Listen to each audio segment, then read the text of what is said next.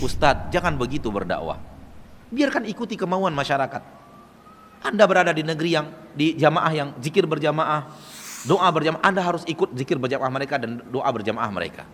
Jangan lawan, nggak bisa melawan arus. Dakwah itu nggak bisa melawan arus.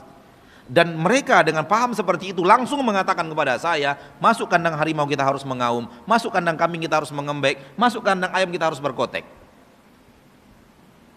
Kalau begitu agama, berarti Anda mengikuti agama manusia. Anda tidak mengajarkan agama Allah. Apakah agama ini agama kita?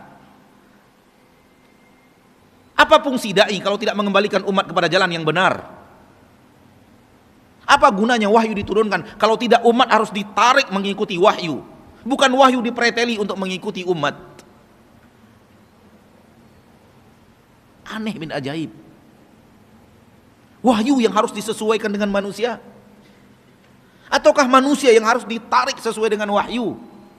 Mana yang benar wahai orang yang berakal? Sebelum saya bertanya mana yang benar wahai orang yang cinta Allah dan cinta Rasulnya,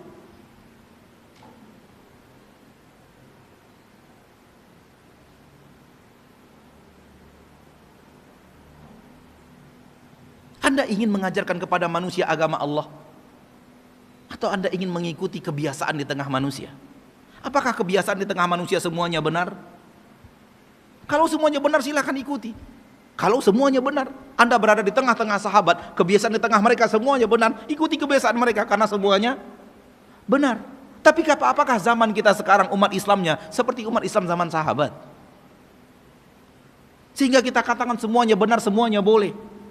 Jangan larang-larang mereka, biarkan saja mereka melakukan apa yang mereka mau. Yang penting niat mereka benar. Mereka tidak neko-neko, mereka sholat kok. Yang nggak salah, yang salah itu yang tidak sholat. Yang sudah sholat jangan diganggu-ganggu. Ya akhi, nggak paham kita cara beragama Anda.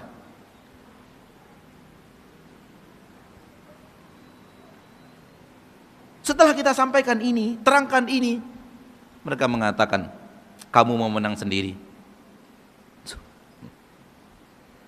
Siapa yang mau mencari menang?